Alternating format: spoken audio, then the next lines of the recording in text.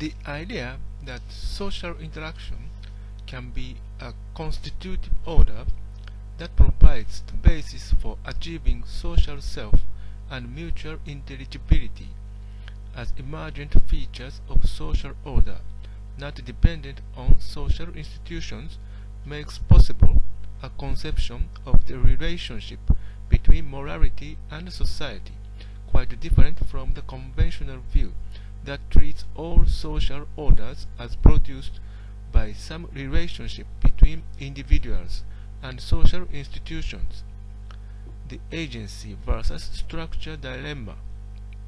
If constitutive social orders constitute a dimension of reciprocity independent of social institutions, on which both mutual intelligibility and self depend, and if that reciprocity is egalitarian and protects ends of universal moral value, social personhood, and mutual intelligibility, then such orders can be characterized as moral in a non-relative sense. In other words, constitutive orders of interaction can provide a foundation for thinking about ethics.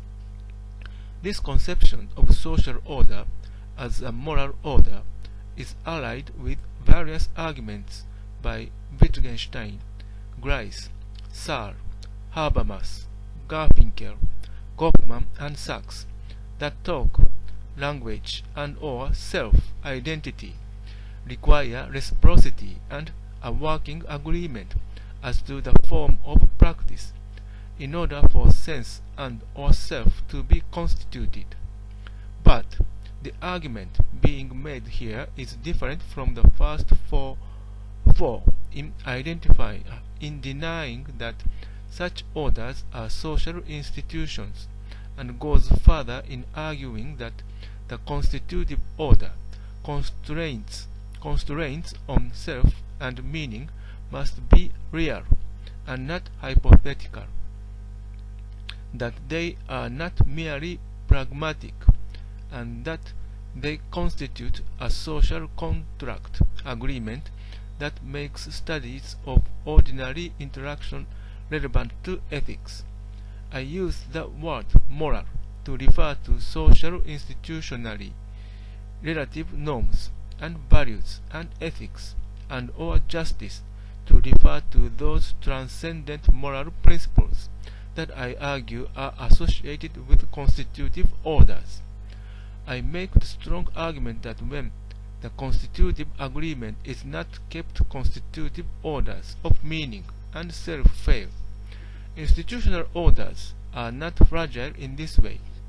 This makes all the difference. Confusing constitutive orders with institutional orders has produced important misconceptions. Sociology has often embraced the idea that any particular society's institutionalized beliefs and values are morals. The problem with this approach is that societies have different and often conflicting beliefs. Furthermore, such beliefs or norms often support inequitable social systems that no one would want to call ethical. So there is a problem with identifying morality in such a fashion. When constitutive interactional practices are mistakenly identified as social institutions, then they also appear to have the same problems with relativity that institutions have. This appearance of contingency is one reason why philosophers interested in both meaning and ethics have resisted being dragged into the domain of the social, and why those who have entertained the social have eschewed the relevance of actual empirical social processes in favor of hypothetical examples and conceptual types. Debates in theory and methods have also sometimes centered on the question of whether or not methodological approaches could or should be something referred to as value-free. But if the relevant facts are social facts and not natural facts, then the possibility that any position could be value-free vanishes, because the facts themselves have become part of the moral universe. Clearly, then, how the relationship between morality and society is viewed will depend to a large extent on the approach taken toward social facts. If social facts are treated as constituted by social institutions and the effects of institutional constraint on individual action, as is typically the case, then the resulting patterns of behavior will seem to bear a normative relationship to restrictive and arbitrary institutional constraints. On this view, each society's own peculiar social institutions are taken to define a morality specific to that society and relative to the peculiarities of the society and its social institutions. Morality understood in this way is both relative and normative. If, however, one treats at least some essential social facts as constituted in and through order, properties of interaction that are not themselves properties of institutions, based on a mutual commitment among participants to do so, which also has nothing to do with the social institutions, then the crucial patterns of behavior in question and the social facts they generate are not constituted by social institutions or by an individual orientation toward goals and values. They are constituted, rather, by their relationship to the mutual commitment of participants to the practice, which includes a commitment to reciprocate with one another to protect both self and interaction from damage should problems develop. In this case, what is moral is also just, involving not the relative peculiarities of different societies, but rather the underlying reciprocal commitment that participants make to one another. Many of the details of the practices enacted will also be oriented toward this requirement. This means that the details are not merely arbitrary or routinized patterns of prior behavior, as they are generally characterized, but are oriented in principle toward reciprocities, which is what gives them consistency. While specific elements of practice may vary from one type of situation to another, the underlying mutual commitment participants must make to one another in order for practices to succeed remains essentially the same, and even the empirical forms of practice and their rules incorporate transcendent moral elements. As this commitment must constantly be displayed, the empirical details will exhibit the logic of this orientation in each individual case. Because the relevant facts with regard to morality tend to be social facts of both kinds, institutional and constitutive, and the two types of social order often coexist.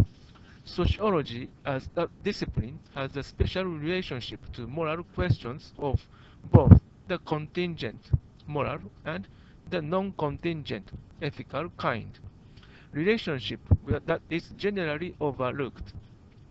The oversight is serious not only because the relevance of sociology to questions of ethics and morality is lost, but also because social theorists, both classical and contemporary, have had a great deal to say about this issue.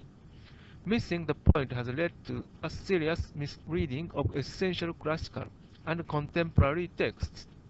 Durkheim, for instance, opened the first edition of the Division of Labor in Society, 1893, with an introduction removed in 1902, which argued that ethics should properly be a branch of sociology. social objects and identities, however real, are not natural objects, and hence the moral issues they raise are different from those raised when objects and identities, individuals, are treated as natural objects. This was the basis of Durkheim's charge that the philosophy, beginning with individualism, such as utilitarianism or pragmatism, could not deal properly with ethics, because it treats the individual as a natural object. It has been my position that the continuing popularity of individualism and a conception of the social as contingent are the result of positing social order as constituted through and by social institutions. This has created a perception of a separation between agency and structure, highlighting merely contingent aspects of social orders and reifying the processes through which actor and order are constituted, rendering this most important level of social cooperation invisible. The appearance that both actor and order stand alone and before interactions is a consequence. A sociology focused on aggregated orders based on probabilities of individual action viewed as constrained by or oriented toward social institutions, and a corresponding philosophy that leads away from the essential insights of Wittgenstein and others related to constitutive orders, focusing instead on instituted phenomena of language and action built on this consequence. Recognizing the constitutive character of essential social facts changes the understanding of the relationship between morality and society, and between individual and institution. There is a type of social fact forged through social interaction that is very fragile and requires constant cooperation and mutual displays of that cooperation to achieve. It does not depend on social institutions.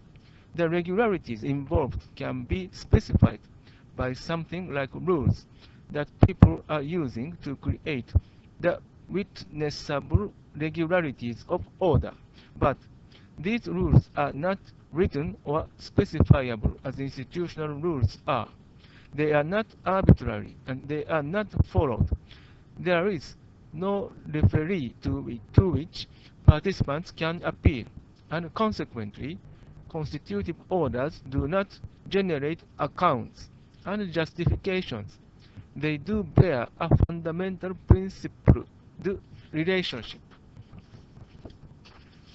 to underlying needs of interaction and its participant or member selves. What the needs are, the rules specify. This produces a consistency that is not arbitrary, conventional, or habitual. It is this second understanding of social facts, not as instituted, but as constituted through local interaction order, practices, and a constitutive foundation of trust requirements, and why it has been misinterpreted and overlooked, on which this chapter will focus.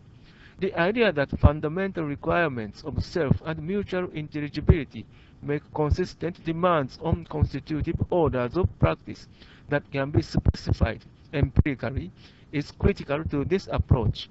It is on the basis of this understanding that I refer to the social order of interaction as a moral order of relevance to ethics, instead of depending on the arbitrary character of specific sets of social institutions.